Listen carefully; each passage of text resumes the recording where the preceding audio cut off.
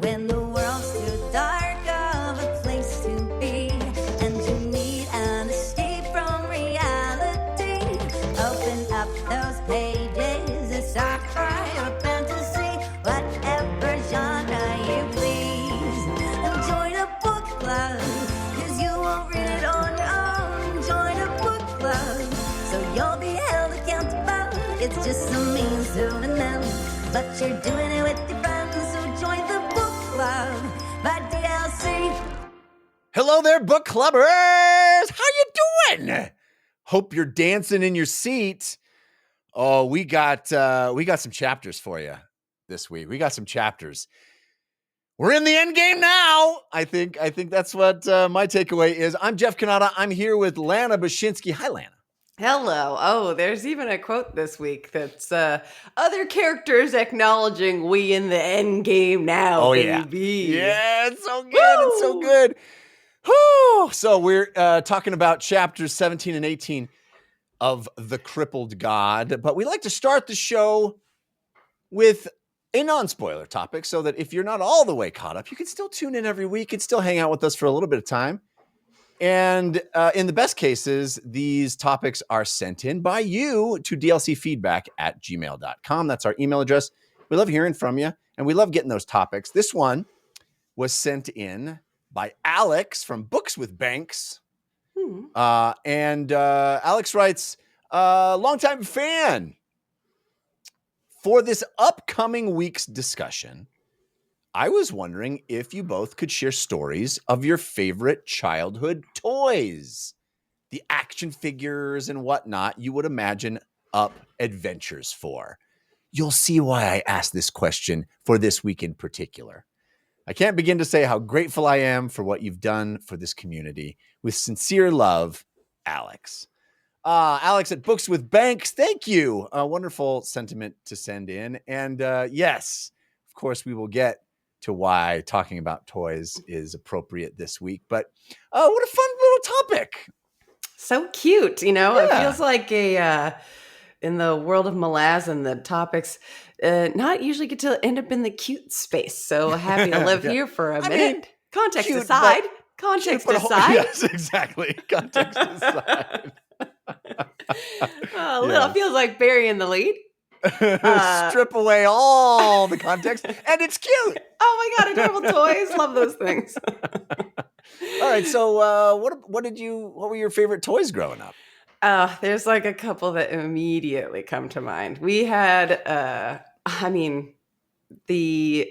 we were into like a bunch of nerd stuff as always. So we had like some of our favorite toys were our Marvel cards that we used to like lay out on the ground and you know check all their stats and then go back and forth between trying to like play the Marvel cards, looking at the art, trying to draw our own Marvel cards, and then setting them up in a broader game with our other toys that I'll discuss in a moment. We had who's the we in this conversation? Is it you and your sister? Me, my twin sister, my two brothers. So all four of us would. Because you have older siblings. I have older siblings, but only three. My eldest brother is only 3 years older than me. Okay. We're all really, really close in age, right. So we hung out. Yeah. We had like a 13 or 14 inch transformable Optimus Prime action figure that was sick. You could it was like in my memory, and it could just be the glamour of youth, but ever since the turning 360 degrees upside down in a monster truck arcade ride fiasco that you can tune into paid DLC for if you want to learn about that. I feel very confident in saying it was like a puzzle. It was not like an easy to transform doll. You had to really know exactly how to turn all the different pieces to get it to transform. So it was like a challenge to get him to be in truck form or in robot form, which is really good. But probably the most notable toy from my childhood is Scruffy Ick Bear. He's just Gesundheit. A fluffy teddy bear. He's pretty cute. Was that the official name or was that your name for it? That was no, that's our name for him. I don't know. Okay. I think my brother Jared named him Scruffy Ick Bear. I don't remember exactly why he got that as those syllables in that order. But we used to play with all those characters and lay out like jump ropes and like 1 pound weights and things on the ground to make it look like a maze. And we would go through and make dungeons for ourselves. Wow. And like go fight them. And all the different teddy bears had different stats and things. So we called it War. And Scruffy is so memorable because of all the toys, so many of them got like out. You kill them in a battle or whatever. But one day Scruffy Ictu Bear died. And I don't know why he was the one who died. But we all we had like a little funeral for him. We put him on the shelf. We all cried. We never played with him again because he was dead. Oh, and then wow. Recently, that's commitment to the bit, man. It was. I don't know why he was the one who had like an official death, a canon death of the teddy bears. Yeah. But I went home recently to my mom's place, and she had this little teddy bear sitting on the couch, and I'm like, oh my gosh, that looks just like Scruffy Ictu Bear. And we had shredded his little tag, and I picked up the teddy bear from my mom's couch, and it was this shredded tag, and I'm like, this is Scruffy Ictu Bear. You monster. There's a corpse on your couch. She's like, it was cute. And you guys just stopped playing with it one day. So I kept it for myself. And she bought him a little sweater. She's been weekend at Bernie's-ing Scruffy Ictu's Bear since I was a child. Like a freak. Not aware at all she was hanging out with a corpse. This whole time. That is hilarious. So I can't compete with that story. Some That's of my incredible. most memes. That is amazing. I love that, every ounce of it. I was all about toys, man. I loved toys when I was a kid. And it's weird to me because as a father of 2 children that are in toy age, should be prime toy age, a 9-year-old and a 7-year-old, toys aren't, I mean, we have some toys, but there's no like action figures aren't a thing. And it makes me sad because they were such a thing for me. Yeah. My son likes his Pokemon cards, and, my daughter really is into dolls and Dollhouse and stuff like that. And we play that. She's really great at imaginative play, but my son wants to build things and make things and construct things. And it's not really like imaginative play. It's more constructive. Tactile. Yeah. Which makes me sad because Star Wars action figures, Transformers. I had some Tron action figures. There was a thing called Mask that you're probably too young to remember. Jim Carrey, I got you. Well predates that. Mask was an acronym for something I can't remember, but it was like, what if G.I. Joe? Oh, I was big into G.I. Joe too. Mm-hmm. What if G.I. Joe and Transformers had a baby? So it was like militaristic and sort of not militaristic, but like it was like cars and motorcycles and helicopters and stuff, but they transformed into different things. Yeah. So like the helicopter turned into a boat and the car turned into that actually that form factor rings a bell. Yeah. Yeah. I loved all that stuff. I would play for hours with that. I mean, Lego was ubiquitous and still is in my house. I still build. I mean, I have a Lego typewriter right behind me. Thank you. I didn't know that was Lego this whole time. Yeah. It's the best. Cool. I'll tell a quick story about that. My wife and son gave that to me for, I want to say Father's Day, or my birthday. And they gave it to me fully assembled. And I had this tinge moment of like, oh, but that's the fun of getting a Lego gift. Is the building of it, and you guys built it, but they built it in secret. They would wake up early in the morning when I was still sleeping and hide in my wife's closet and build it. Aww. And I realized what they were actually giving me was the gift of them spending time together in my honor. Like, it was so sweet that for me, they bonded. They did this bonding thing, because usually doing Lego was a thing that I did with my son, but my wife did it with him for me. And I just thought, wow, that's beautiful. In a different perspective, that's, yeah. But I love toys. Even much older than I should have been, I was still into toys and action figures. And I went through the late 90s when like I would buy all the action figures and keep them in the box, still have a bunch of my dad's attic that are all warped from heat and useless and pointless, but You know, I mean, as somebody who works in games and, most people in the backgrounds of their calls are surrounded by toys to this day, yeah, I'm like, I don't think you outgrow it. I think you maybe outgrow your decor, yeah, but yeah. enjoying a toy. Somebody recently just gave me a toy that I love very, very much. It's one of one of the characters from Stargate Atlantis. Yeah, your Yeah, fave. Yeah, Tayla. She comes with a little Zet Nicotel gun. that's And I didn't even know cool. they made action figures for Stargate Atlantis. I'm like, this is now prized possession. I also have a Heroes of the Storm Tyrael action figure. Oh, nice. Yeah. Action figure. Yeah. They gave me like a couple of figurines, but not like actiony, articulated, Yeah. Anyway, Yeah. love toys. Love toys. Still love Did toys. you have like a fave toy though? What was like your go-to that you remember I mean, like there was imagining with?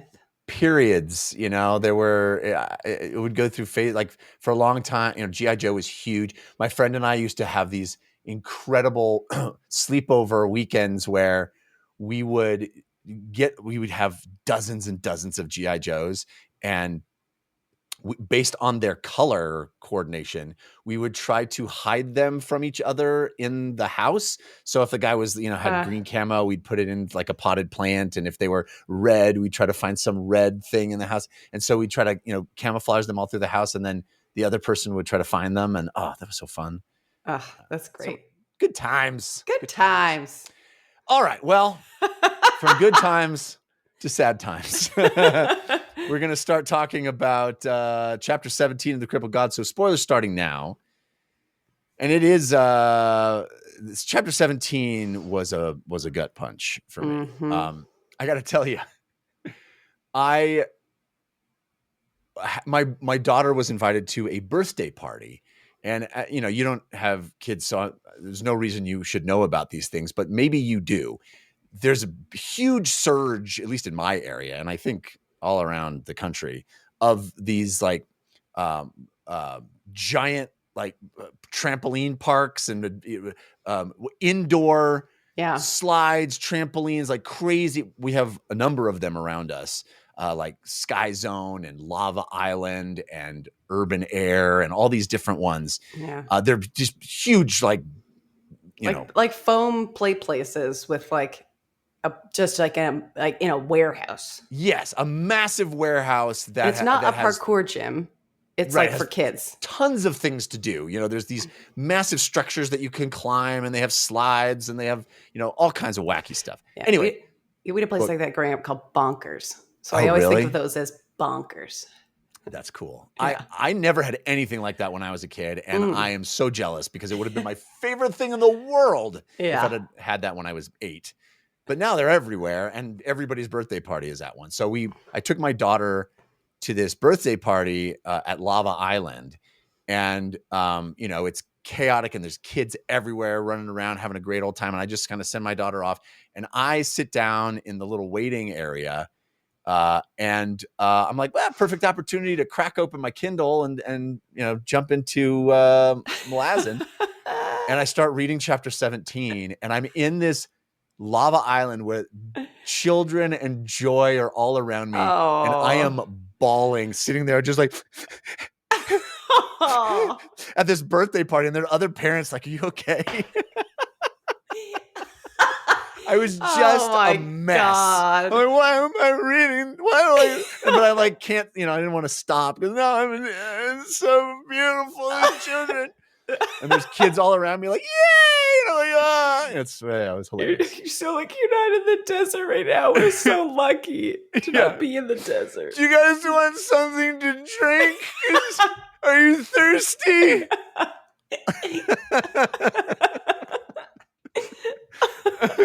Oh Don't, my God. if you're thirsty, drink something.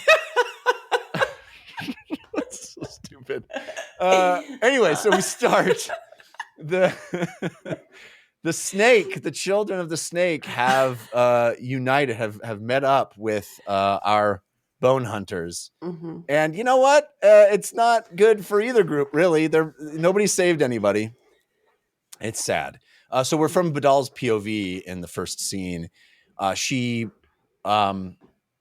she is musing on the heavies. She knows the heavies are the ones that keep going, that don't stop. I thought that was powerful right off the gate. She's her perspective. It's like a little sideways because she's musing on the heavies, but like the context of like where she is and why she would be thinking about those words is kind of obscured, because then we kind of jump back a little bit in time to seeing how they met up with the army and what that looked like, and then realize that they're in the back of a wagon being carried by the heavies.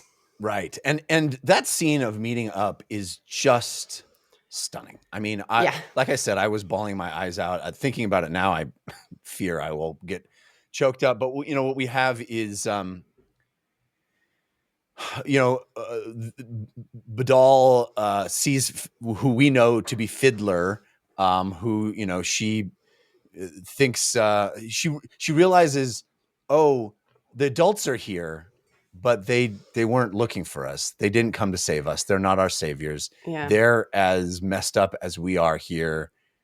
And just that notion of the children persevering through this incredible, heart-wrenching, death-defying march through hell, and they come to the adults, the authority figures who are supposed to be safe. I mean, even saying parents, they call Fiddler into more mother, father. So yes, and immediately recognize that they are not there to save them, and all the bone hunters are ragged and walking dead also, and worse.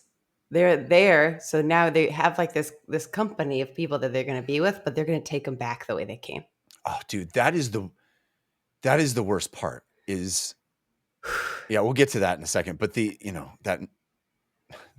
that march back through and then encountering all the dead kids on the way back. Oh man.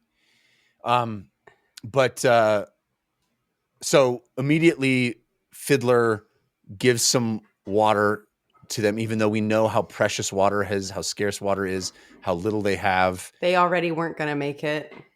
Right.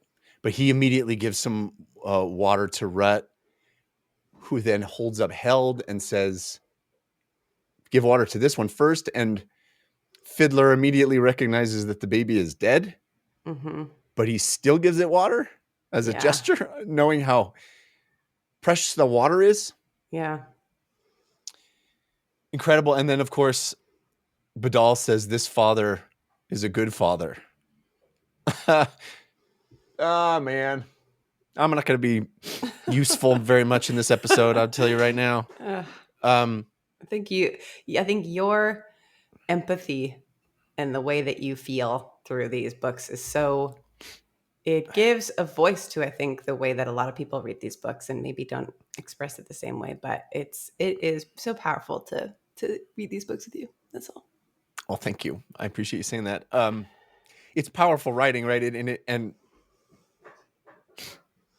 I guess as a father myself, it's that notion, like, this father is a good father, and her expectation that fathers leave, like that's what they do, that's what fathers do. Like, it says so much with so little. It expresses her experience and the experience of all of these ostensibly orphaned children. I mean, I guess not even ostensibly, like actually, these children that are on their own, that have no parental supervision. Go ahead. It's ostensibly orphan because orphan implies that, like, for like no fault of the children necessarily, that the parents are gone. But in this case, it's like, the parents were, maybe some left, some were abusive. All of the adults were so awful that the children had to leave. They just orphaned themselves by vacating where they were. And so then, Badal has this beautiful speech that also is emotional to me, that telling Rut, like, you did it, you get us here, sent us here, you made it, you brought us this way, the blind snake, like, reaching your tongue out, and you found this, you can rest now. And Rut collapses, and another soldier gives them water, and then Tavor is like, no, open up the Reserves. Open up the reserves. Give these kids the water. And Blistig is like, no, they're already dead, and we need the water. Incredible moment. I mean, just like it's extreme. It's so like for being everybody being so weak and tired. Yeah. Like it is so dramatic, and not dramatic in the way of like drama, but like the stakes are so high that, you know, it's one of those things when you look at it objectively, it's like what Blistig is saying is cruel and heartless. But if you're in a survival situation, is that the wrong thing to say? But it's like, that's not the point. None of us are surviving. We're all just trying. So we're sharing this water, and we're going to see how far we get, period. Like, that's it. But it's one of those things where, because of the context and the belief of like the magic and like certain things where I think you and I might just privately, like as readers, have hope that all will be well to some degree or another. Or that there is like the ability that magic can save the day in some way here. The power of these people together could be creating something that helps them, or whatever it is that feels like their circumstances. Even hearing Blistig say stuff like that is only like, you're just horrible. You're just horrible, but you're trying to survive, you know? That's such a good point. And that's how I feel too. And I think that's such a credit to Erikson's writing, is that it's not that he doesn't have a point. Yeah. He isn't just a jerkwad, right? It is a completely abominable position to take, in a certain sense of like, you're not going to give the water to the kids, but also like, if we're talking dispassionately, if we're making cold iron decisions here, what is the best use of these resources? He's not wrong in a certain sense, from a certain perspective. And so I think that's what's so great is, you know, it's not that he's just a mustache twirling villain, right? He's it's a cruelty, but it's a self-preservation, one you can understand from a certain perspective, but it does make you want to just throttle him. You know, later we have Hedge, or I think it's Hedge. Yeah. Somebody's saying like, I should just walk out in the desert and murder him. Nobody would care. Yeah. But Tavor says like, you follow my order right now, or I murder you where you stand. And then Fiddler just steps up into his face and smiles. It was so badass. It's like, yeah, give me an excuse, man. Give me an excuse. Yeah. And then of course, you know, the last punctuation mark is that as Fiddler carries Rut away, Badal goes, "Oh, Rut carried held, and now Rut is held." It's just like, oh man. She tells Tavor that she has a poem for her, and Tavor's like, "There's time for poetry later. She's like, get some water in you." Yeah, y'all gotta rest, and I have to. You know, she's already at like the peak of sort of the emotional labor that she's trying to do for humanity, society. You know, her level of compassion.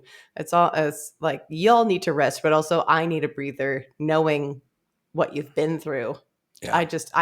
You handled this all the way here, and just knowing even one slice of the fact that you've walked through this desert to get here is like, but then also private conversations of being like, how these kids walking through this desert.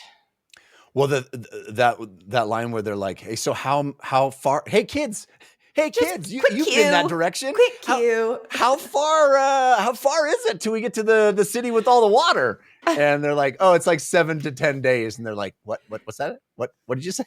Yeah.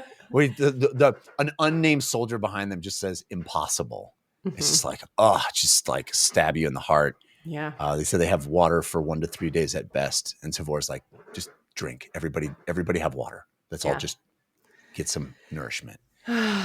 It's just so bleak, man. It's so bleak.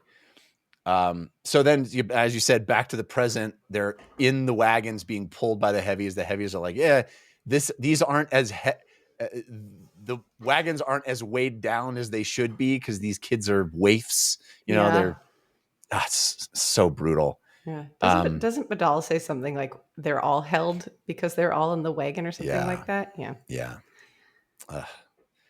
And then Fiddler, he and the scouts are like ahead, and they're coming upon all the fallen kids, these little bundles of bones that are left in the desert. This like almost like a Hansel and Gretel breadcrumb trail of death. It's just Yeah. so brutal.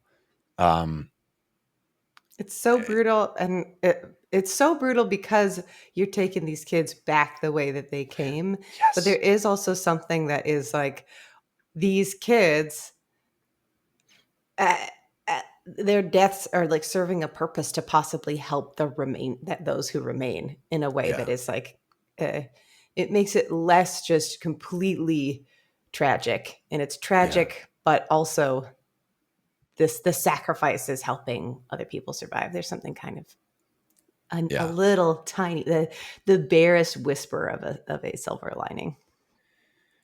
Oof. And we have a couple of examples of just how dark it is getting. We have the scene where Tar's squad has to defend the water from other Marines who are just so desperate that they're willing to kill their own. And they're, Tar and everybody is like, we're literally killing our own right now. Mm-hmm. It's so disturbing. Yeah. We have this incredible scene, as Erikson is so brilliant at doing, where we get a little backstory for Short Nose, a character didn't really care about. Yeah. But here's this exquisite encapsulation of his motivations and life. And it's so heart-wrenching. Like he talks about, there's that moment where he talks about, how poor they were, and his father and mother taking care of the runts, and his mother leaving for days. And he says days and nights at a time, which is just such beautiful use of language, like such poignant. But when she comes back, she sometimes has bruises, but always comes back with money. Yeah. Yeah. And then Dad's her father curses more during those times. Yeah. Incredible. And then he has this, kind of sideways revealing that he has a kid, a runt of his own that is heavily implied, like he cheated on his brother's wife with. Yeah, his brother's wife, like his brother's wife, he always thought was wonderful. If he like fell in love with her, she's 10 years older, whatever it is. Yeah, and he kind of talks about it in that way where it is like, and like who's to say like what the problem is if you like to see the beautiful women, and it's something like we mess around behind the barn, like what? And now I've got a kid of my own, but can't talk to my brother anymore. There's like kind of like it's like looking at the story through the side of your eye the whole time where you're not looking directly at it. Yep. But I always send money to my runts. I always, I send a third of my paycheck as a Marine. Yeah. Always, I'm going to take care of that kid. Because I step up to I'll never see the kid again, but yeah. And you get the sense that like his brother is raising the kid. Mm-hmm. Oh man, incredible. And here's this character, like, whatever. It's amazing. Yeah. And then we cut back to the present as he's like thinking about that, and he like hits on another. It's just so it's like he's remembering a time where he had mojo, and then it's like, oh yeah, I still got it. Yeah. You, me, him, you, me. Yeah. Oh man. So good. Mm-hmm. And then we have a moment with Hedge, who's like, man, so great that I'm not thirsty as an undead guy, basically. Yeah, this seems really bad for all of you. Oh. Yeah. So you can tee up the scene with Hedge. There's like something about it that I'll wait till you cue it up. Well, I love that we're still talking about the kittens, right? And he's talking with Babadict, who's now like, it seems to me, you can correct me if you read it differently, but it seems to me that Babadict is like killing the Kundral horses on purpose so as to be able to undeadify them and let them walk. So we don't have to use water on the horses. Well, and then they could drink the horse's blood. I don't know if he is killing them on purpose. To me, I read it just as he was not remorseful about it. Because the horses, it was described as like they would just collapse. And maybe he's doing something to make that happen. But I don't think he was like, breaking a horse knee on the side. No, I don't think he was. He uses the word like dosing them or something like that. I don't know, maybe I misread it. But there's something about that I thought it was like wrapped up in like the fact that they would like drain the horses of their blood so that they could drink it after. I don't know. Yeah. It's all very dark. Yeah. But here's the thing about this, that in my imagination is a special place where I will invent things in the book that never happened. So I'm going to have you gut check me. We got the fight with Lady Envy and her sister in the city. And I think they're in Malaz City where they fight. And then it was like the confusion of where you are, because there's a big lava ball that when it collapsed one house. And you're like, was Lady Envy in there? No, she was at this other place. At one of these places, somebody made a big water ball. Is that true? I don't recall specifically a water ball. It was only water balls I remember is Male doing it, but there was one of the blues, and the point of the blues that was when they exploded. They were not the same type of magic. They're not like a custard. They're not like these other things. Oh yeah, the blue. Moranth musicians. Yeah. And haven't they been making these blues out in the desert? Wow. That would be amazing. I don't get a sense of that, but if you're spot on that, that would be wild. That would be a wild talking about the kittens. Pull. And I actually, this is she's loving where it. I specific silly. They're talking about these kittens. How are the kittens? Kittens are just fine. For more than one engagement, I've given some thought to strategies with respect to the alchemical kittens. I don't think being misers with them works. You want to go the opposite way. In fact, flood the field of battle. Hit them so hard the shock overwhelms them. We looked at out. Walls and waves, we called it. Walls when you're holding a position. Waves when you have the advance. A lot of water. Interesting. Wow.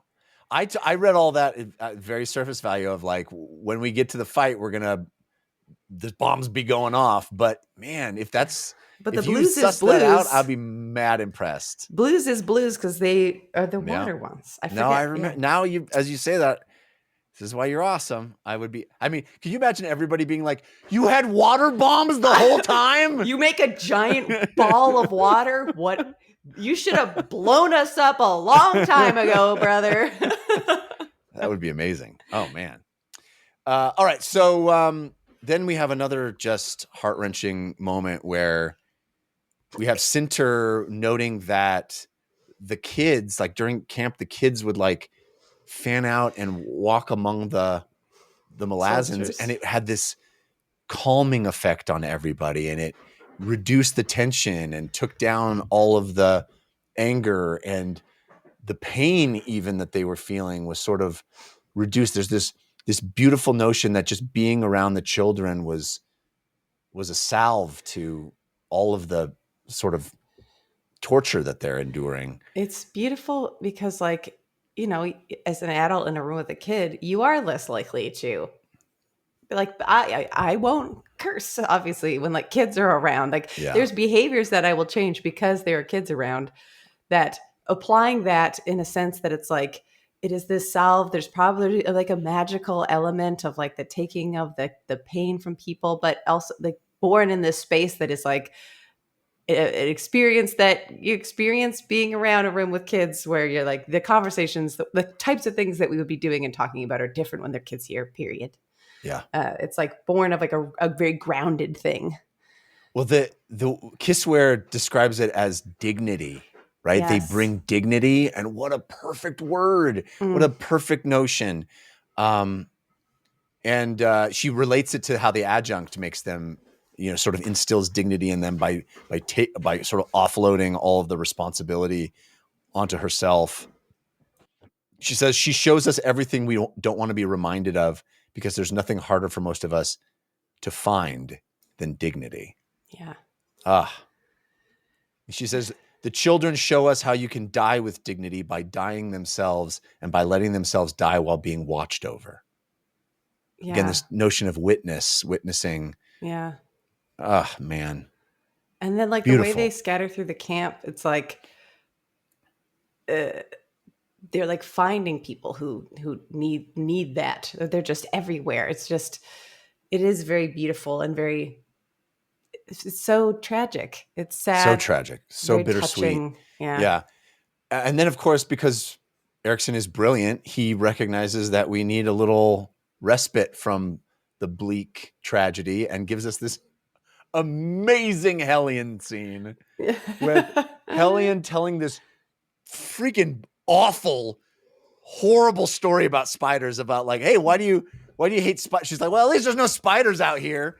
And like, why do you hate spiders so much? And she's like, oh, that time when I was swallowed all of them and they bit the inside of my throat. And she weaves this just nightmarish horror tale.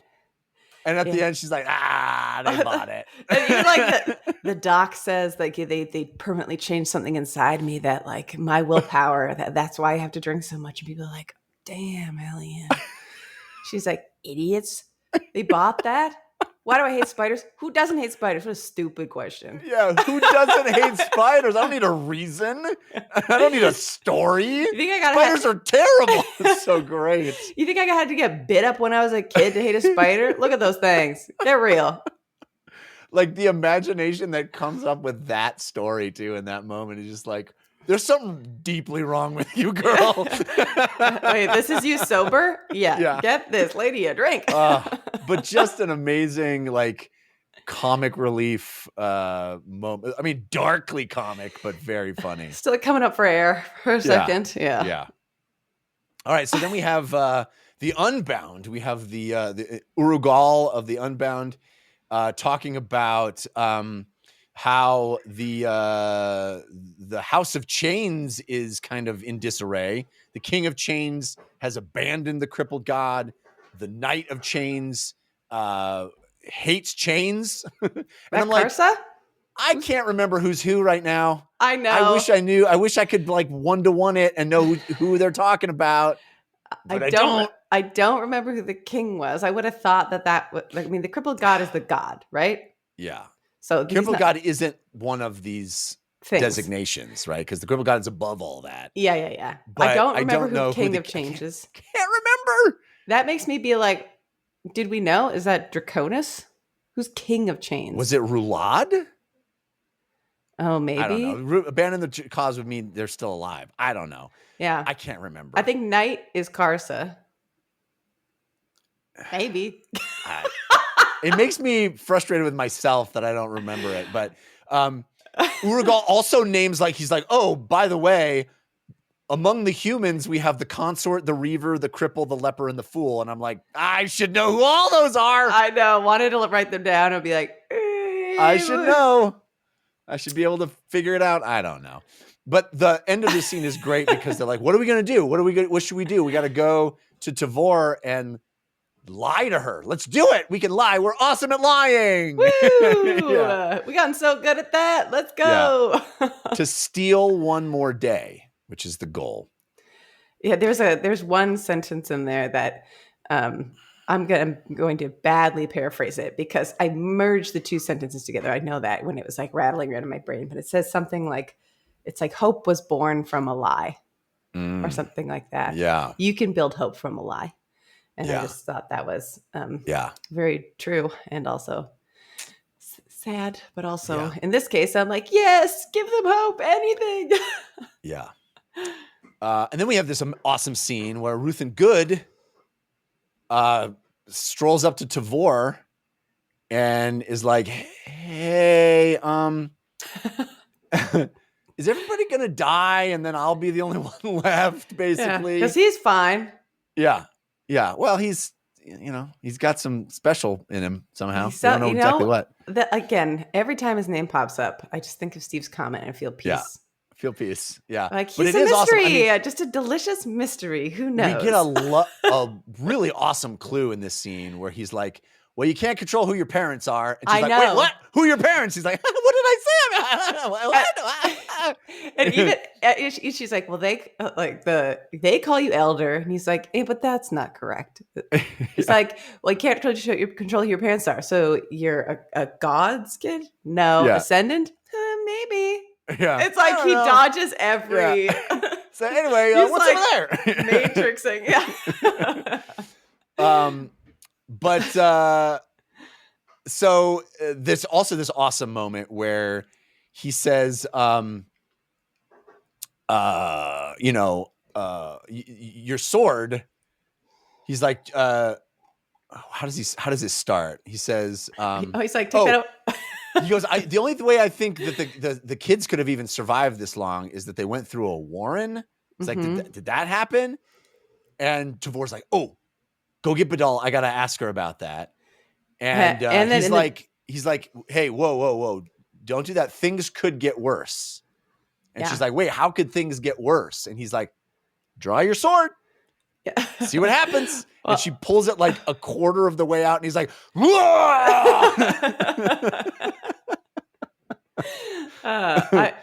she's like, okay, so you're affected by this. She's like, you had some ice magic? And he's like, I can't do that again. No, she's like trying to find anything, trying to pull any string that she can to get them further along.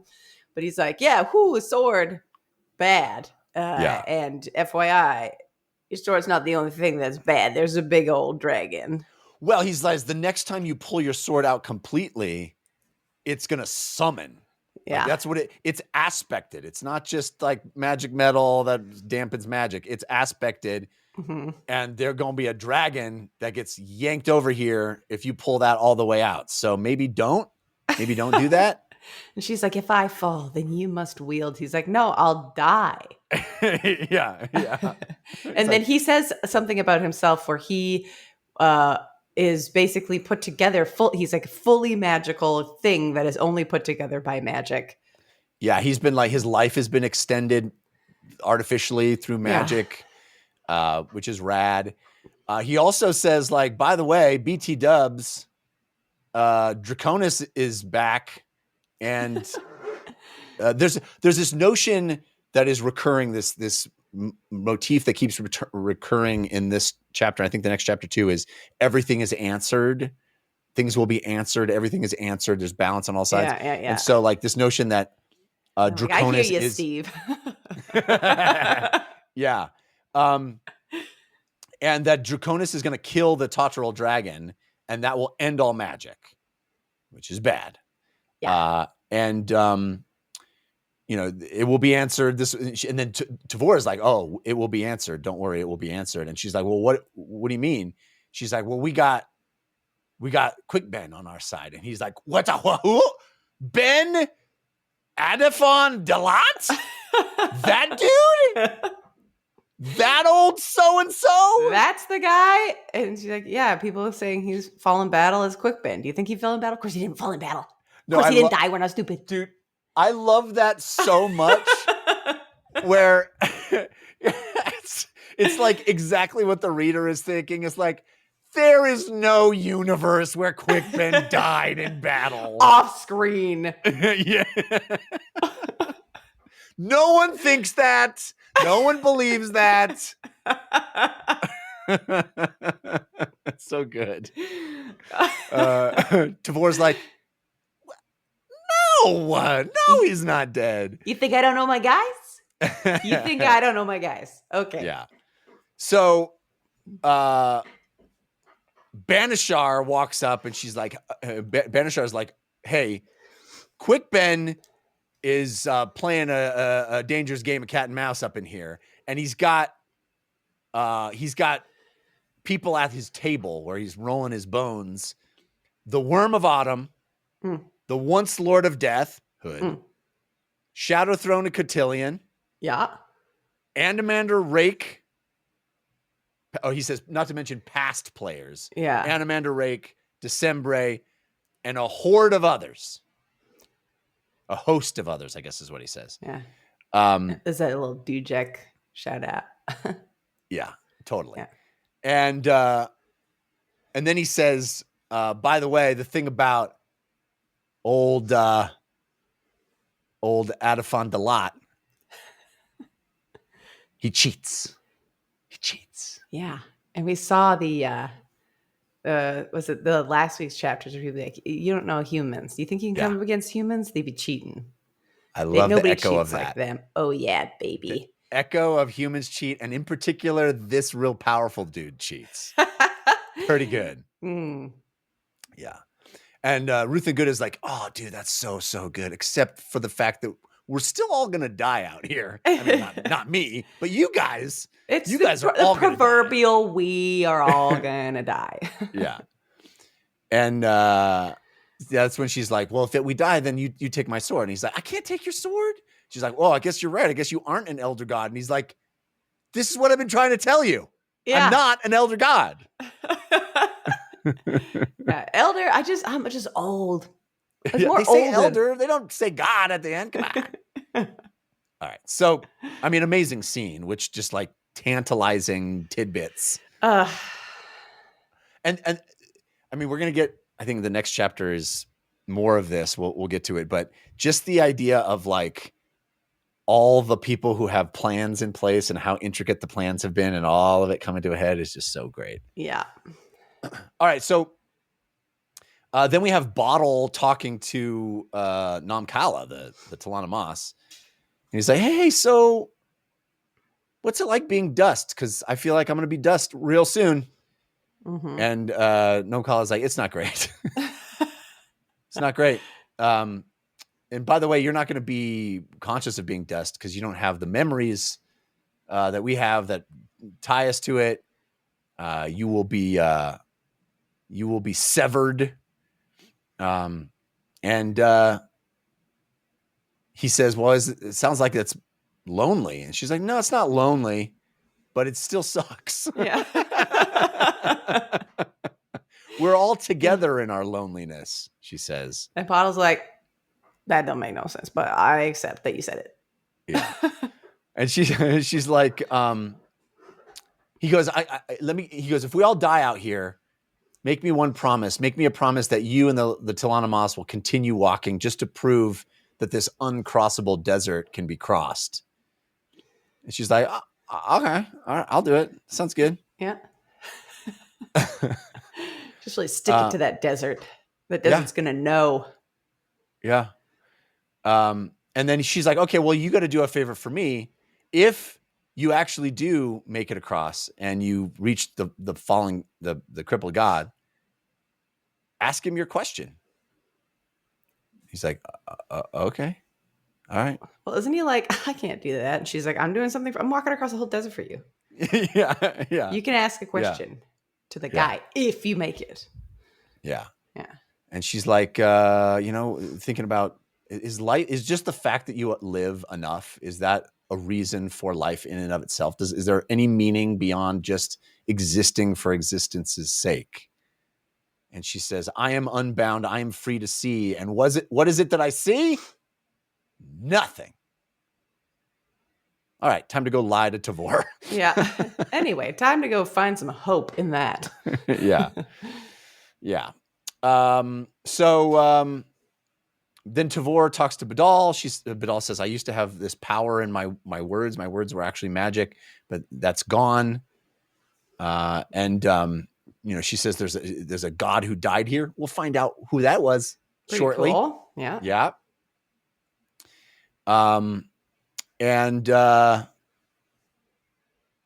What else happens here? It's really Tavor just sort of trying to like grill them a little bit to see if she can get information answers. We think you use this warrant to get here. You use magic. There has to be more. And right. Badal being like, it is all dried up.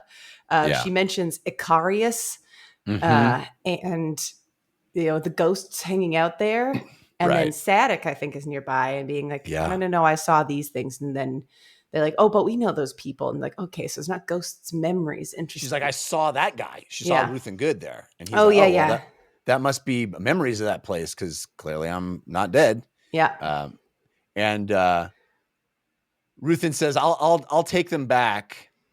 And Sadek is like, he's like, let me help you with your sack of toys. Oh and yeah, everybody's Sadek like, had come over and like started unloading them all because they're trying to be like, maybe there's answers in here somewhere. Yeah. And this is where Ruthin's like, well, let me help you pack up your toys and we can.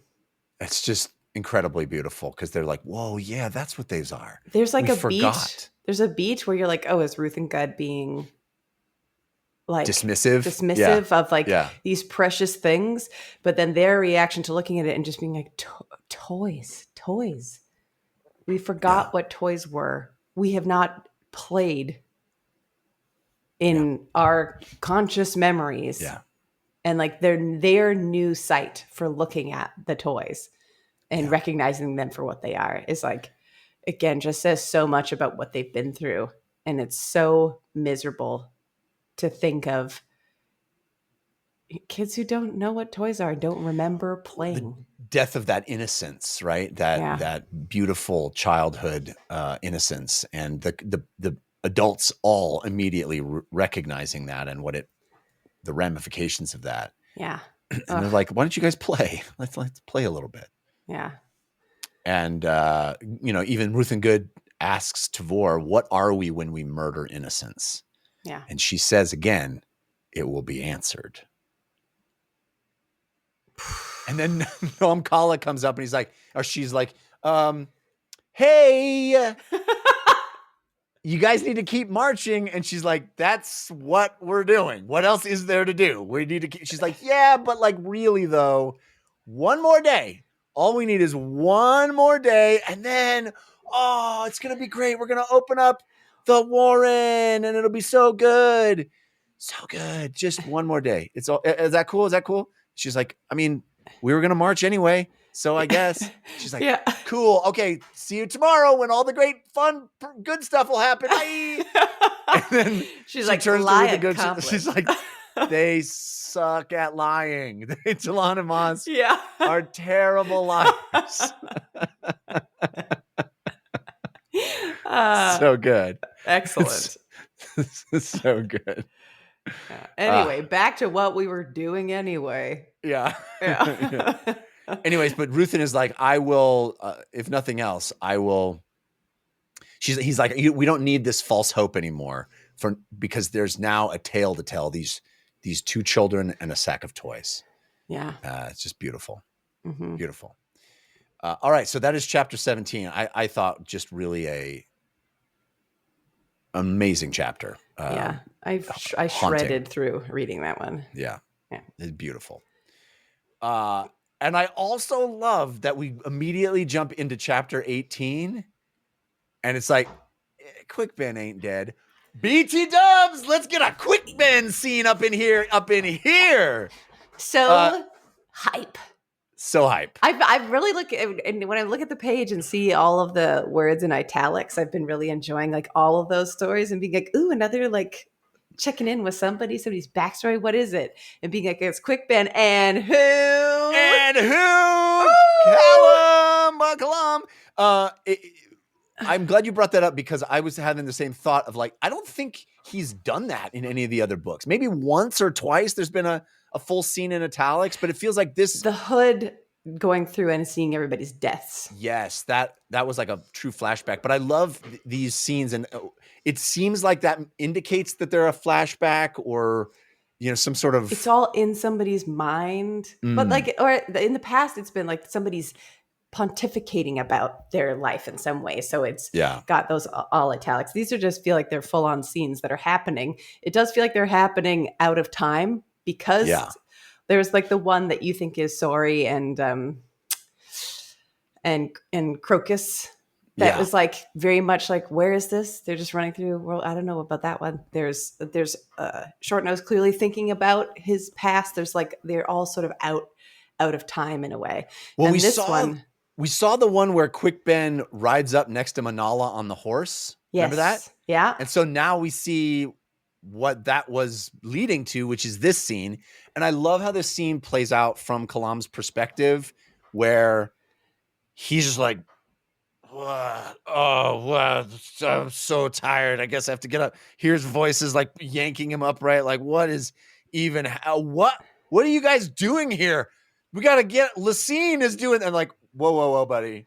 Yeah. A lot has happened since you passed out at the party. Yeah. You know, It is I also love how it is sort of like a little displacing of like his eyelids feeling glued shut, his mouth being glued closed is similar to how things have been described in the desert. So for your bit, you're like, oh, who are we in this train of people? And then being like, oh, this is a different situation. So awesome. Just seeing Kalam's name and him like, where are my daggers? And you know, and then it says Manala, and you're like, oh, I love it. Our friends are back. You have nothing to say to your friggin' wife? Yeah, jerk. I know. But you've been in here, what, just napping? But I love how just so behind he is on everything. It's so good. He's just like, oh, guys. Okay, we're back in book 2 or whatever, book 3 or whatever it is. And they're like, no, dude, there's like 6 books since you passed out. That's great. And even them being like, I can't believe that old guy even was able to carry him up these stairs. Shocking that Shadow Throne was able to lug him in here in the last second there for him to be okay. What in the heck? Anyway, how's the poison? Fine. You're fine. I also love that he leaves the door open and Temper's like, you left the door open, dude. What? Come on. You born in a barn? I also love that Kalam wakes up and immediately, I mean, it feels like such a beautiful throwback to book 1 of those two hanging out, you know, seeing Kalam and Quickbend together again is like, oh, it's been so long. So great. But him being like, yeah, you got poisoned and that really sucks for you. It's like, oh yeah, does it suck for me? What about when I crushed the acorn and you said that you would show up and then you didn't show up? I know. Like the payoff of that is so long in coming, but awesome. Yeah. Just so great. And then of course, immediately after it's like, Shadow Throne here. And he's like, oh, look at those guys. And he's like, and Temper's like, ugh, jerkwad's here. And he's like, do not talk to me that way, Temper. And he's like, this was a momentous scene. You don't even know. You're probably not registering because you just live here, whatever. But this is like a big deal. And if this is like the beginning of the end. Like for real. So great. It's like, if people were reading this, they would think it was so awesome. You don't, because you're here, but I gotta tell you, this is pretty rad to be here right now, watching all this. Yeah, this is like a real collide of worlds past going to this future. Woo, baby! The meta step outside the book and tell the reader hey, you've been real patient up to now, but look, guess what? Strap in, here we go. Yeah, beginning to the end, all will be revealed, baby. All will be revealed. I mean, I had such a surge of joy when he's like, everything really finally truly begins. I was like, so awesome. And then he's like, what do you want to say? I'm witnessing this amazing moment. What words of incredible, you as a representative of the rest of society. I'm sure you want to give a speech now. And he's like, fuck off. so good. Just delightful. That, I mean, that's why these books are just head and shoulders above everything else. You have, you have the snake and the kids and the horror and all, and then you have this delightful, whimsical, goofball, fun. It's just it's everything back to back, and it works, know? Yeah. So then we head over to Sister Belle, I believe. Belial? Belai, yeah. Belai, yes, that's right. Belai. Of course, they're all named. This is a typo that I was messing with me. Belai. They're all, words that mean other things. Yeah. She is a pure Forco Sale, and she's waiting to talk to our boy Ganoes, as I like to call him. And I loved how immediately I knew who it was that she was waiting to talk to, and I immediately was giddy with anticipation of how badly that's going to go for her, because she's like so overconfident and ready to just like, well, he's going to be here, and then I guess I'll just have to use my magic voice to make him kill himself, and then it'll all be over and we can move on. And I'm like, girl, you don't even know. This dude's a master of the freaking deck, and it's not going to go well for you. So good. And they have this awesome conversation that I pulled some of, but is, they talk about the human king of Calance, the previous human king of Calance, who was one of these trophy hunter types that I find so distasteful. And so does Perrin, finding that, and frankly, so does Belai. Everybody thinks it's pretty awful. Like, why would you just kill things and stuff them and then pretend like they were after you? It's like they weren't. Not everything in your trophy room was like about to kill you. Yeah, it's like they're sort of asking that question: are we supposed to, assume that that's what that means? Is that these are things you defended yourself against? And I think it's Perrin that's like, no, it's just about power. It's just about showing that I can go and I can do this. Why? Because I can. That's the whole reason. Can. Yeah. An amazing setup, I think, for their whole dynamic also. And then of course it gets paid off later, which is awesome. Even the wave of that conversation starting with Belai to herself being like, it's okay, we'll see him. I'll just get him to kill himself. It's all going to be fine. And then going into this conversation with this position that feels really noble. You think that those things deserve that? They earn that? It's like she's positioning herself in like a high and mighty place, but we know that she was going into this conversation knowing that she was going to exert power for the sake of exerting power. Right. It's like very interesting to see like the turn of like the public conversation she's having with somebody versus how quickly she was defaulting to slaughter. And the self-deception, right? The you are what you hate. Yes. You're doing exactly what your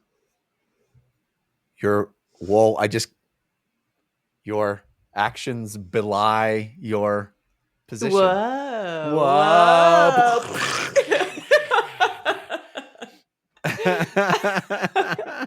It's almost like he thought that through from the beginning. Hey. I'm late to the party. All right. But we also have this amazing tidbit where she's like, oh, by the way, because he loved that so much, I decided to kill and stuff his children for him. So gnarly. It's so gnarly. Yes. and it doesn't just be like, and how'd that go for you? She's like, really bad. Did not turn out like the other Turns out he was not as into it as the animals. Disgusting. I guess he's not as committed to that position as I thought he was. I thought this was your whole thing. Yeah. And then she's like, well, this was fun, but it's time for you to, kill yourself so I can go on with my day. And he's like, oh yeah? Card. Whoop! And he just like leaps into the card. Oh, some gambit ass. Like in the best way. Oh, this piece. And then she like looks at the card and he's like, I'm here. He's like, come get in. me. Come get me. In here. He has like a nice speech. If this is your thing and you really think that you want to destroy me, then you'll follow me to this card and see what happens. And she's like, ugh. Yeah, he's like, I guess that wasn't gonna work. And he's like, I was worth a shot, but she's not an idiot. And isn't who's there on the other side being like, you're really playing it a little risky there, buddy boy? And he's like, yeah, she don't know that. Oh yeah, it's Nato Boyle. Yeah, and he he's has like his whole like little entourage there, and he's like, okay, we need more cards. Get the guy paint sketch thing so we can get out of another sticky situation soon. Well, I love how she's like, you will take the knife, you will kneel and take the knife to yourself. And he's like, yeah, all your words are going in here where there's just like bugs and moths and stuff. And they are listening so hard to your words. They just don't know what a knife is. And they kind of don't even know what kneeling is. Yeah, they're like worms, dude. They don't have knees. I mean, they are listening, so they want to listen. They want to do exactly what you said. It's just kind of confusing to them. So baller. Such a baller. I'm so glad you brought that your magic is awesome. I'm telling you, your magic is awesome. And if It's these bugs totally could do it, they working. would 100% do it. I feel like that's something I want to just retain, being like, man, the things you want me to do are so good, but the bugs don't understand. The bugs just don't understand. Oh, it's so good. But yeah, so Nato is like, hey, that was close. You really really were tempting fate there. She almost got you. And she's like, yeah. He's like, yeah, I don't think she realizes how almost she got me. Yeah. And he's like, yeah, let's get Mulligan to get us some more cards. Let's go. And then, chapter 18 continues to delight, continues to give the people what they want, because then we get back to Picker and Blue Pearl and our friends over at back in the bar. At the bar. Yep. The old bridge burners, the old retirees. Mm-hmm. And she's sort of having this dream. I can't remember which ones are dead, because a lot of them are dead, but she's like talking to one of the ones that is dead. Yes. Is Blue Pearl dead? Blue Pearl is dead. Blue Pearl is dead, but Blue Pearl I thought haunted near the barrels.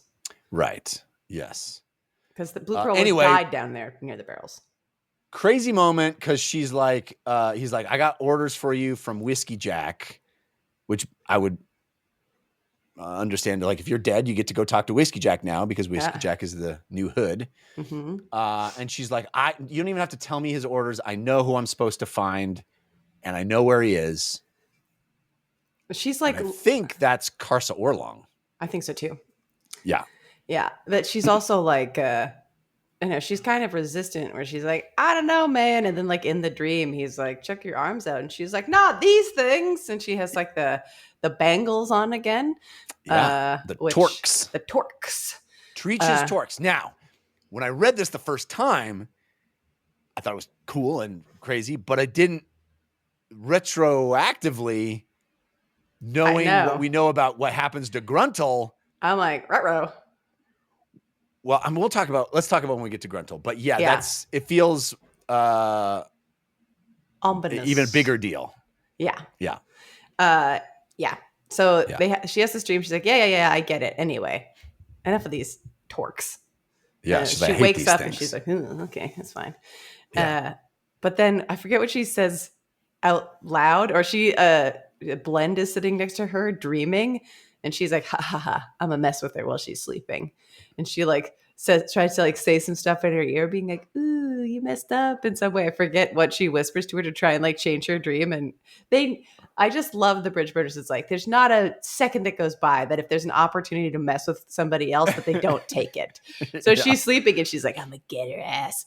And then in her sleep, because she's an assassin, like goes and like has a dagger with her in bed underneath Picker's chin. And she's like, oh man, I really messed up. There's no way for me to move and not get like my head sliced open. So she's like, just kidding. Oh no, your dreams are so nice and everything is sweet and you're perfect. And she's like, that's more like it. But like, it's all in her sleep that this is happening. That's just like another sweet little moment of like their relationship, how they miss with each other. And also Blend is a super competent assassin at all times. Amazing. And then Picker gets up and like goes to a drawer and is like, oh yeah, here's those Torques. Still got them. Also, there is some implication that Darujistan, they're in Darujistan, right? Yes. Or Malaz City? One of those. There's whatever the city they're in is like some bad stuff going down. Uh-huh. Yeah. I think it's Darujistan. I think you might be right, because they were, if it was Malaz, they would have just been comfortable because they're Malazan. But they had like a bar that was like a special little Malazan haven. Right. Yeah. So then we have this lovely little scene with Tufty. Tufty the cat. Yeah. Oh, right. That was with Picker too. Yeah. Yeah. The cat comes strolling in. It's that undead cat that we saw that was gifted, that they found that was gifted to the Guardian. His name starts with a G. It's like this jagged, it's got like Talana moss skin as its collar, and Yeah, I forget who it was running through the streets who saw that there was a dead cat in the streets and was like, fine, I'll give it to this guy. Yeah. And it So good. worked out. All right, then we head back to Shirk Alail's ship, which is, actually Hood's ship. And that's what she's whispering in her ear. She's like, "You forgot to feed the cat, silly." Yeah, that's right. That's right. Yeah.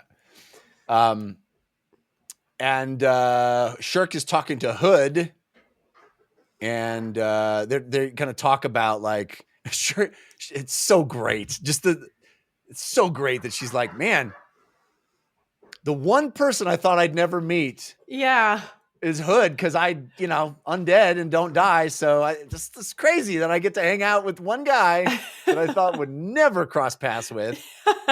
Very just chef's kiss poetry. Mm-hmm. And she's like, so, hey, what happens to the people that escape? Anybody ever escape your realm? And it's like this dark. The Hood is like, yeah, they, it's even worse. Yeah, they do, and then they regret it, and they realize that oblivion would have been better than the hell they experienced. Yeah. Woof.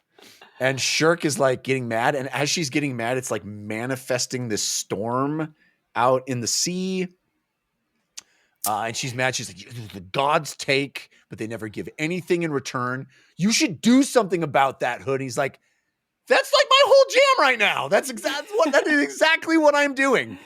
Do I look like I'm hiding in my realm? Also, can you chill? Because you're making it bad for everybody. Yeah. And he's like, this started a long time ago. These two dudes, these two mortals decided they didn't like that either. And they set about this plan. Kellanved and Dancer, it's our Shadow Throne and Cotillion. Mm-hmm. They reawakened Shadow. They traveled the Warrens and the Holds and found, quote, the truth of things, which I thought was a rad way of saying it. And they decided they were going to do something about it. And so they collected allies. First, the mortals that they had once commanded. And then they got Anamanda Rake on board. They got Caladan Brood, Stone Wielder, the Queen of Dreams, Decembre, and a host of others. Oh, I may have said a host of others earlier. But yeah, so the same idea here is that these groups were assembling to deal with this issue and putting plans in place. Just epic. Very, very epic. And it makes you think back to like every Cotillion Shadow Throne scene that if they don't like the thing that Shirk's talking about, how the gods are never giving anything back, blah, blah, blah. If that's what they also thought and went and discovered the truth of things. And then in order to try and dismantle this, sort of have elevated themselves to being these new gods coming through. And this every long single plan, time, this long plan that requires them to act like gods. If that's what you're trying to destroy, but you have to continue to act like that in order to try and get to it, it like just continues to put in this like really sharp focus how messed up Cotillion is by the actions that he has to take and the times that he takes these godlike actions and then has to stop and weep or whatever it is. It's cool. Oh, there's an amazing line in this scene where he says Cotillion, as the master of assassins, as the god of assassins, realizes that some people you just have to stick a dagger in their heart, and some ideas you have to do the same. Yeah. I butchered that. It's more poetically expressed, but the notion of like, you have to stick a dagger in the heart of people and sometimes ideas too. And I was like, oh, dude, that is so badass. Yeah. I love that. But then Shirk is like, what about Tavor? Is she part of this? Did you rope her into this? And Hood gets real cagey. She says, well, the plan is not above the cruel use of mortals, and says that, Tavor's not going to get any reward out of this. And Shirk gets pissed. And she's like, well, did Tavor agree to being used like this? And Hood's like, I don't know. What's one person getting used? Yeah. who's commanding a million other people. And he's like, hey, I'll tell you, she's not so great. You Tavor, she killed her own sister. I watched. I was there. I looked up through the helm, through the eyes of the sister as she was slain. And Shirk's like, wait, through a helm? Through Did the she visor? even know she was doing it? And Hood was like, well, you got me. No. That don't matter. Is anybody going to tell her? And he's like, and would that help? Yeah. For her to know? It's so awesome to me that so many of these things are coming back now at the end. Like they all mattered, right? They were all these sort of episodic, novel climaxes that meant something for the context of the book in which we read them, but they're also big pieces of a larger puzzle. Yeah. So cool. I also love this scene where it's like, Tavor feels like killed her sister and she has to carry that with her. And it's like, well, she doesn't know that she killed her sister, but Tavor still thinks that she did because she put her in chains and sent her off to the prison in the first place. And so no matter what, she still feels like she's killed her sister. And she has, but she doesn't know how literally. Right. She doesn't know how she hadn't before that. Yeah. It's interesting. And Hood is like, it doesn't matter if she's ignorant because she's still, it is the ignorant who yearn most for redemption. Yeah. Awesome. Yeah. And what I wanted to say before as you were, talking about all the machinations of Shadow Throne and Cotillion, which is just so awesome. It reminded me that like literally the first thing that happens in this entire series, the first thing is Shadow Throne and Cotillion show up on the road and basically recruit Sari, like possess Sari. Yeah. And like, that's like the first, That's the go.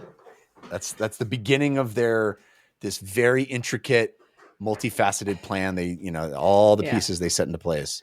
And in that moment, you're like, these dudes be bad. Yeah. I just keep looking at the name, the Crippled God, and remembering some conversation that we've had where we're like, well, we know he's bad. The one thing we know for sure. I want like a compilation every time we said, well, we know this guy's the baddie. Yeah. And then we have just some awesomeness with Flash and her handmaiden. They talk about how her mother's army is not doing good. There's no food. The parish are unreliable. And then Shirk is like, Flash, look, there's a ship out over there. Look, it's and Flash is like, yep, that's an forkless sail ship. Not good. And Shirk is like, oh, thank goodness we have you, who is an awesome sorcerer, and you can do some stuff. And she's like, oh, I'm so tired though. So tired.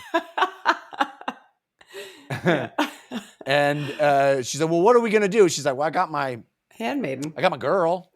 My girl will do stuff. And Shirk is like, but like, if it's a forkless sail ship, didn't she like not be able to handle the voice earlier? And she's like, yeah, but these ones are watered. They'll be fine.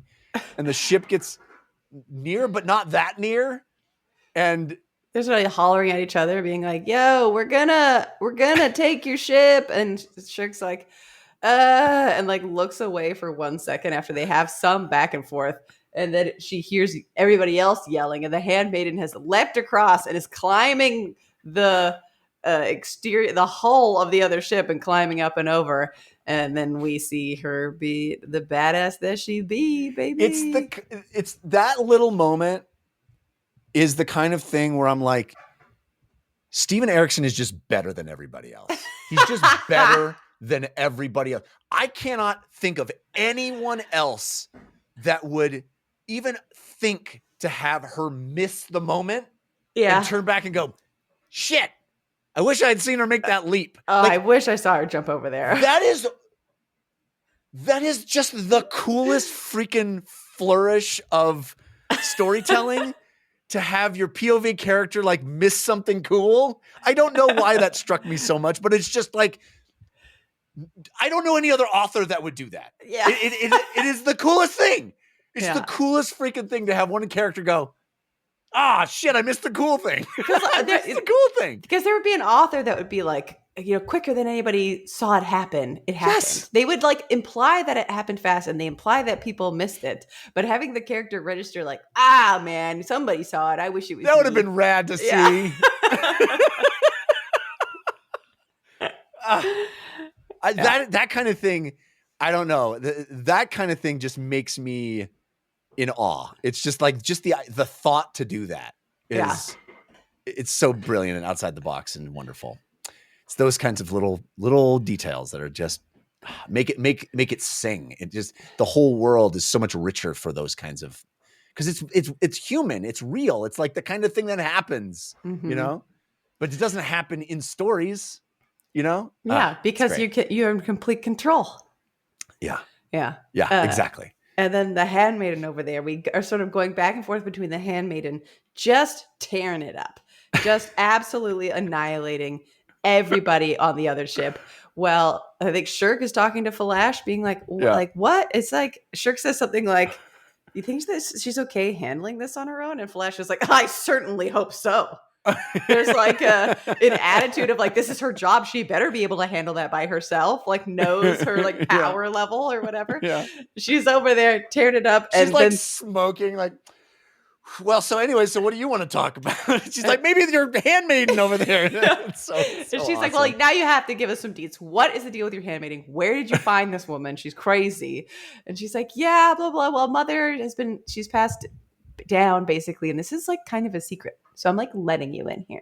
We used to have like 7 handmaidens or like 8 or something. Now there's 6 or 7. I forget. There's like, they've lost 2. 7 to 6. Yeah. They've been working with our family for however long. And that's just one of the things that my mom finally was able to get them to stop wearing those crazy masks. And it's like, oh, she's a Segula. So rad. Come on. So rad. The number, it makes you be like, well, what number? The 7, there used to be 7, now there's 6.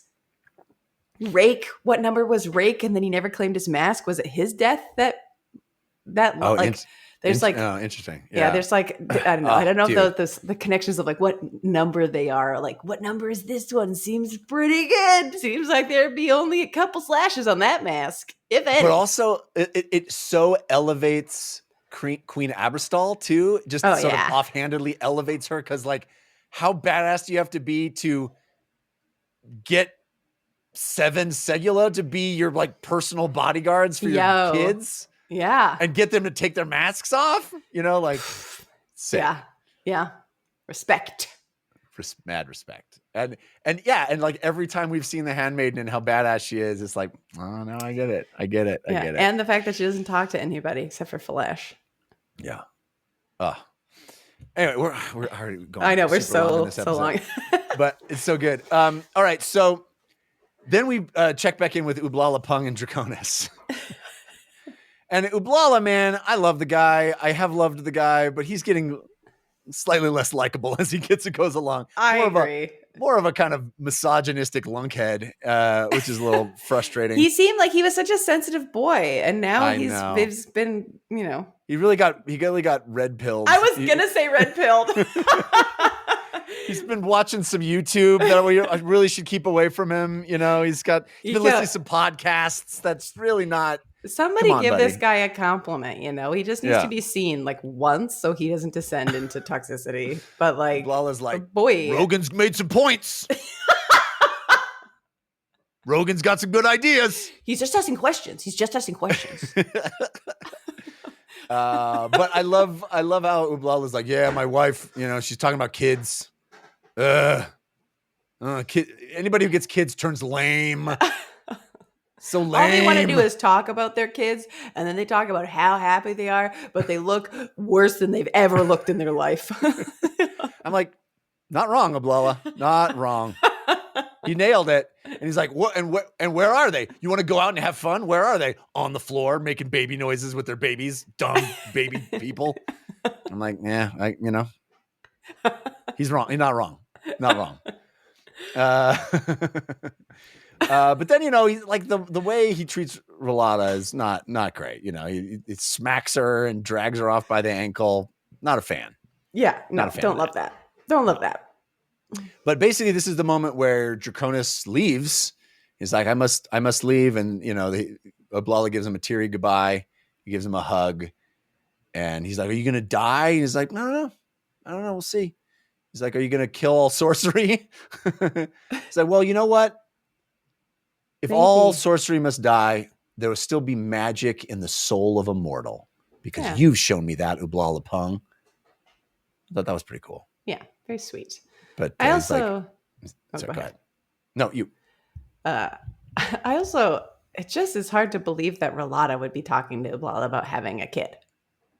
I know. She feels like she's turned hard. He's turned hard. This is one of those ones where I'm like, I'm having a harder time buying into this a little bit, you know? Yeah. It also makes me sad because Rolata was such a strong-willed, awesome character, and to have her sort of just be like trad-wifed, you know? Yeah. I don't know. I agree. She's she's so bored she got trad-wifed? Yeah, I don't know. Yeah. All right, so then we get to back to the Fork of the Sail. Brother Diligence and Reverence and Sister Calm. We kind of get a assessment of how things are going, and it's not great. But the Grahams walk into some parish. They're like, we are yours to command. And they're like, you know what? That's not good enough. I'm still going to use my voice on you to make sure you're going to be commanded. And there's this great line about how wolves are just dogs that have yet to be beaten or something like that. Beaten into submission, dominance to submission. Yeah. It's also just like hearing that line. I feel like with the way that Erikson like shows the different perspectives of things and has shown like there are big groups of people who are sort of against civilization and are here for the wild and blah, blah, blah, blah. And seeing this group that supposedly has these gods of Tog and Fandaray, but being so dismissive of them. And so like, I mean, I guess we hear more about like what their religion is and what the things that they did to their gods. But it's like, I don't know if they're actually like for them. Right. You know, it's Yes. So then we have this little scene where Gurul plucks Krugava, who's basically dying out in the middle of the glass desert as well, saves her. And man, this is just a tiny little blip of a scene to show us how Krugava is, extracted from her situation by Gurul. But boy, did it make me think like, oh, it sucks that nobody can fly. Because Gurul is just like, wow, look at all the death down there. Look at those sad bone hunters and the sad children, and they have to walk. And he's like, sure, it's easy to fly over everything. It's like, it's so fast and so relaxing. So easy. Be on the literally easy breezy. Yeah. You know? I was like, oh man, they're like literally going through absolute hell, walking the same distance that Gurul's like, I'll just swing on by. It's just so sad. Yeah, picking up Krugava, who tried to even go part of the way to like go between the two armies to send a message and like failed and was gonna just die in the desert. And he's like, okay, I'll pick up this weakling. I don't know why other people can't be more like this guy with the wings. It's like, oh man.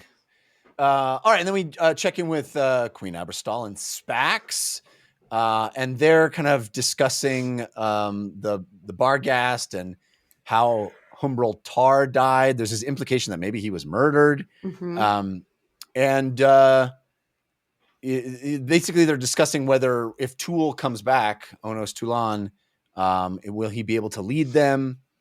Especially because there's like contention between obviously the Barghast and like what Tool's done. But Spax having recognized that Tool was not the leader that the people were looking for, but Tool's compassion for the Gilk didn't chase them down or like call them sort of like deserters of the cause or whatever, because Yeah.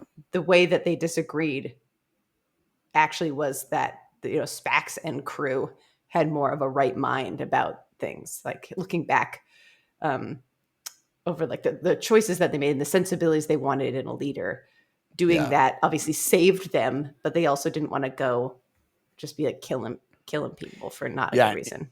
She's like, it's ironic that of all the white-faced Barghast, the Gilk will be the only ones that'll actually get to that promised final battle, and it's only because of Tool.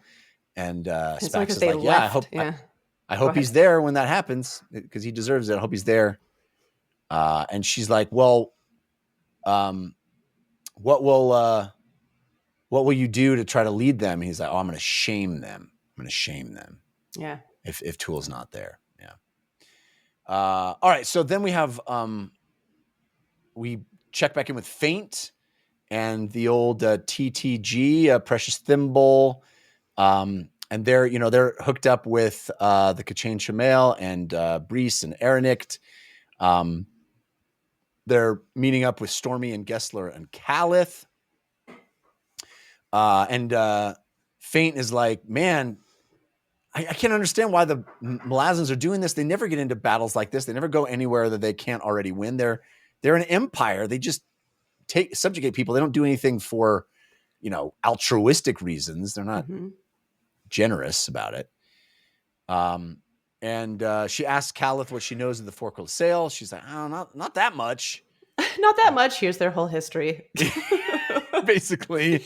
Not that much. Just that they were so power hungry and their relationship with their gods was so messed up that they just kept asking more and more and more. And then the gods eventually wouldn't give it to them, so that they killed their gods because they asked for so much from them that they died. So just that part. and they like sucked the energy from the gods to fuel their war with the Kachain Shamail. Yeah, but each of those societies killed each other because of their selfishness. Sorry, go ahead. Yeah. But this god that they murdered, their own god they murdered, is the diverse god of the Glass Desert that messed up the Glass Desert so hard, which is a cool, hard fact. Although she also says, I don't know if I got it right, which is, classic Malazan, where it's like, maybe, who knows if this is only partially correct, mostly correct. But I love that we kind of get an explanation that everybody's been talking about of like who this god is that died, that created the Glass Desert. Yeah. But it also, so go ahead. They also say something about worshiping Tog and Fandaray. Or was that talking about the parish? That's talking about the parish. Well, because I knew the parish did, but I thought there was something about, I probably now. They've teamed up with, the Forkle Sail have like teamed up with them, but we find out in just shortly that not so much. Not exactly true. Yeah. Okay. Yeah. But also it has mirrors to what they plan to do now. Like it's like they have one plan and they're just repeating it, which is so, very, I think. I have a quote relevant about something that is cool. References something like this. But this notion that like, that's what they're going to do with the Crippled God's body too, is that they're just going to use this other dead god. It's like, hey, it worked one time, except that it didn't. It led to everybody's oblivion. But this time. But it does, it does mirror the real world, where it's like, oh, hey, we did this thing that actually was terrible, but we're going to do it again because it kind of worked. But then they also, when they mentioned Tog and Fandaray, Fate and Precious Thimble, and Precious Thimble's like, I hate the Malazans. Kill the Malazans. Yeah. She's like, losing it. But Faint is like, you say Tog and Fandaray, like those puppy dogs? And then Precious Thimble and Faint kind of look at each other and be like, we know somebody who looked like a puppy dog, all right. Right. And they basically are like, hey, so the parish have allied with the Forkle Sail because in the name of Tog and Fandaray. And they're led now by the Shield Anvil because their Destrian is dead and their Mortal Sword got banished. And they're like, wait, no, their Destrian isn't dead. We know who their Destrian is. Yeah. It's our puppy friend. Puppy girl. We saw her and we went, whoa, that's puppy dog eyes in your face. Yeah. Okay, so then we pop over to Tentacalion And this scene is awesome because Oh. we finally get the comeuppance for Tanakalian. I don't even think it's final comeuppance for him. Oh yeah, I know, right? Yeah, penultimate comeuppance. Yeah. But I love how it starts where he's like, "Hey everybody, I know we've been looking for a new mortal sword in Destriant, but just nobody is really good enough for it. So out of the goodness of my heart, I will do all 3 rolls. I know, it's a lot to ask of me, but I'm so giving and nice that I'll do it all. I will take all the power and do it for you." Yeah. You know? In the great. scene, but just before this, the Fork Hill already made them all kneel to them. So they are like fully, quote unquote, allied up. And so he's having this as like another speech, even though they are all being commanded by these Fork Hill, right?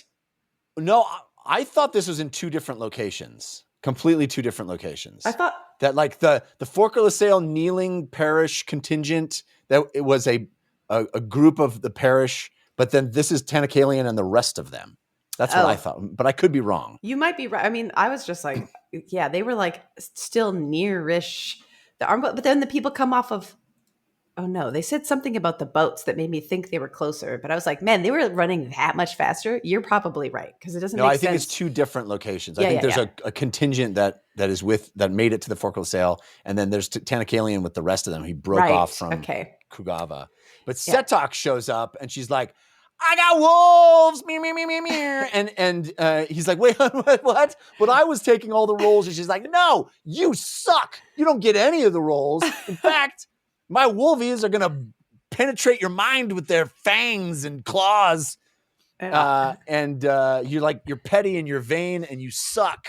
And her eyes, she has basically one eye from each of the wolves. She's like, Tog and Fanderay are looking through her, speaking into the minds of all the people. Yeah. And it's like right in the middle of his great speech glorifying himself. She's like, "I heard you guys like puppy dogs. Who likes doggies?" But here's a line that proves, I think, what we were talking about. She says, "Your kin kneel before the Fork Hill in the palace of Kalance." Over there, BT dubs, they're kneeling right now. And she says, "This offends us." She's like, "We don't kneel to anybody. If you really are following Tog and Fanderay, you shouldn't be doing that. You guys all suck. You aren't our allies. We hate you too. In fact, we don't have any allies. Wolves howl alone. Ow! Wolves!" Yeah. Lone pack of wolves. Lone pack of wolves. She says, "Around us now are only enemies. We hate everybody. We're going to wipe everybody out. No more peoples, just wolvies. Every city shall burn." And that she says, "There shall be slaughter to redress the balance. Yeah. We shall give answer." Ooh. That giving answer again. Yeah. And Tanakalian's like, "But I was going to do it." Tanakalian's like, "I was just in the middle of my coolest speech that I've been daydreaming about for literally years. And you just took it from me. This was my time." This little girl comes in? Yeah. This is my day. And you've ruined it. All right, and then we're back to a little sadness because we check in with Gruntle and Kalava, who are still having panther fight, meow, cat fight. It's from one cat fight to another. Oh, I was gonna say I was something about raining cats and dogs. I don't know. Yes, so Gruntle and Kalava have been fighting, and they, they're fighting in front of this rent where Kalava wants the dragons to come through, and the first dragon comes through.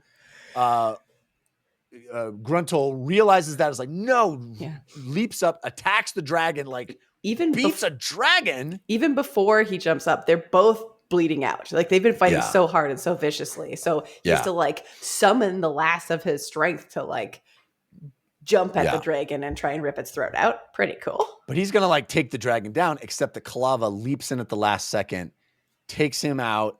The dragon escapes. All the dragons escape. Well, he kills that one dragon. So he had his jaws locked on its throat. So when Kalava tackles him, it actually rips out the whole throat of the dragon. But the dragon does in that moment, like look around in like its sort of death throes, Yes, blast unleashes sorcery at him. sorcery. Yeah. But then I think that dragon dies, but it doesn't matter because there's 1,000 more where that came from. Yeah. And they all come through, and Gruntle dies. He sort of realizes in his last moments that he's always loved Stani, that he wishes that he had never done that. He didn't want to be here. He didn't want any of this. He didn't want to be Treach's mortal sword. He wishes that she had just forced him to stay with her. He's like, this love, the love that I had for you is the only thing that was real. It's the only thing I wanted. Yeah. And I did not listen to it. If you had asked me to stay hard enough, like I would have, because if I could have felt that your love for me was as powerful, like it would have been enough, as I would have felt it right back at you if you'd asked. Sad ending to him. Sad ending to him, and especially because it's like it was all for him, all for naught. And even at the end of the day, it's not like, and I took Drake down with me because that guy sucks. It was like he felt Drake leaving his body and being like, ooh, well, that one's done, which is what makes us think now, talking through with the Torques. Yeah. That Picker might be the next one. Yeah. Yes, that I thought that was awesome. That he feels like there's this death, but it's really just Drake sort of retreating from him and kind of abandoning him. Yeah. Which is even more bittersweet. Yeah. But yes, it harkens back to that scene, and you go, oh, Treach is going to use Picker, and I don't know if that's a good thing for Picker. I know. It hasn't been a good thing for Gruntle. No. And there's there's this sentiment in these last few scenes of Gruntle dying where he's angry at Trake and like Treach Trake. And this, this notion that, the Trake is used him and abused him and did not have the best intentions at heart anyway. Yeah. So, what does that mean for Picker? But Kalava, in the last little moment here, even though she battled him, she has this sort of reassessment of Gruntle, and I didn't want to kill him. I never intended to kill him. I just needed to release all them dragons. That's all I wanted to do. Yeah, and this had to happen, but she stays with him and has a moment. She says, I will curse Trake until the end of my days, but you, brother of the hunt, I will remember. Yeah. And then a pair of Emlava show up, and she's like, my husband lives for now. Ta-da. And they cuddle up to Gruntle. Yeah. Oh, so sad. It is. The little Emlava and like a big spoon, little spoon with Gruntle. Yeah. Yeah. Amazing chapters this week. Amazing. And I love that we're in the end game now. Dude, that like momentum and charge and sort of acknowledgement from the author, like, here we go. Strap in. Yeah. All the pieces are set. Now it's, the roller coaster has reached the apex of its climb, and now we're going to be in the woohoo part. It is funny to be like heading into chapter 19 and we're like halfway done the book. It's like, okay. Yeah. Awesome. All right. I just have one to read today. We're running long anyway. Yeah. I've got two. One is short, one is medium. This one is with Hedge that I think just made me laugh. I'm like, why did I highlight this? But I'll just read it. It's Hedge talking about the horses dying. The captains weren't doing well. Thinning out, but not in a good way. They'd not said much in days. Behind them walked the Kundral, still leading their horses. So I wasn't quite telling Hedge the truth. I didn't just dose the oxen, but you'd think they'd see. Still nervous? Hedge asked him.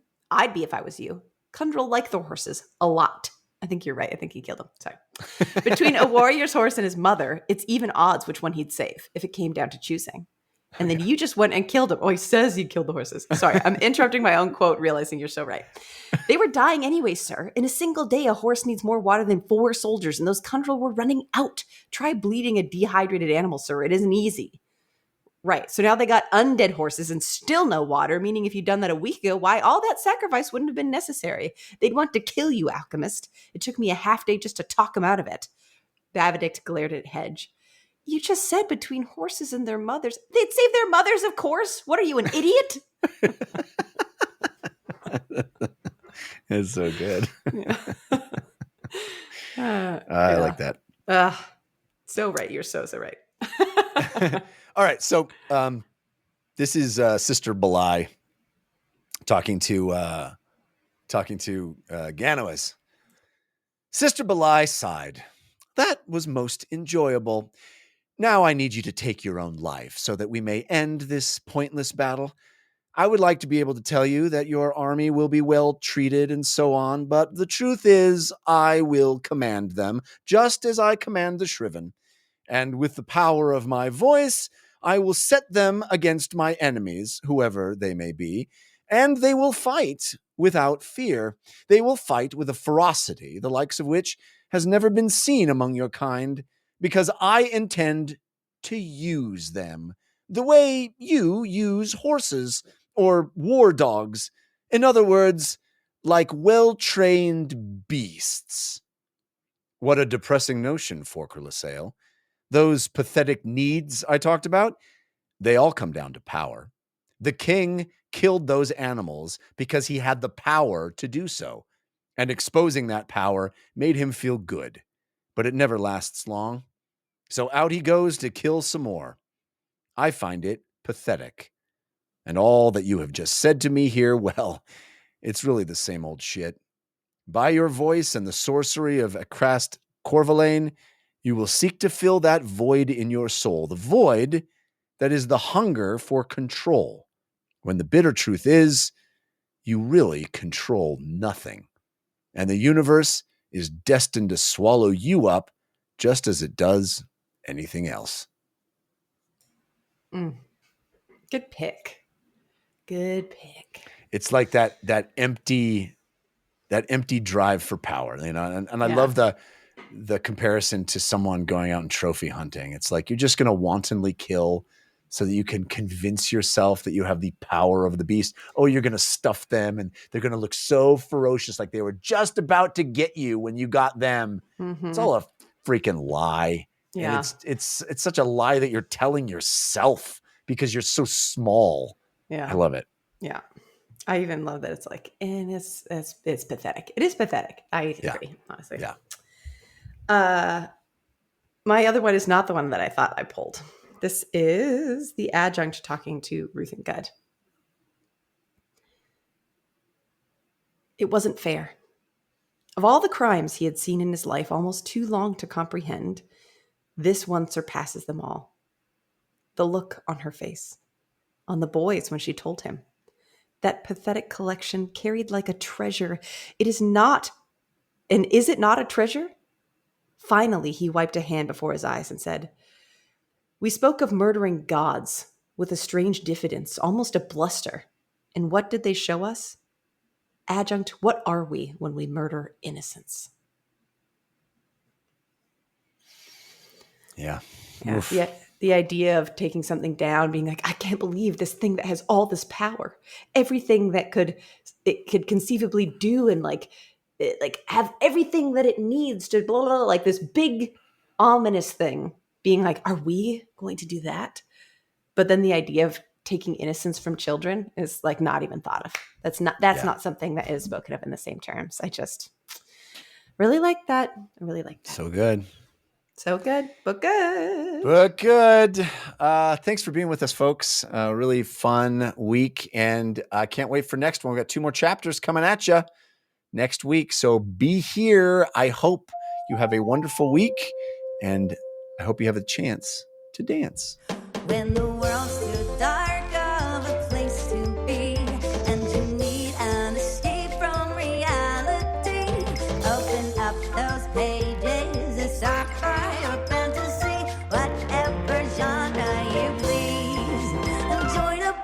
club. 'Cause you won't read it on your own. Join a book club, so you'll be held accountable. It's just a means to an end, but you're doing it with your friends.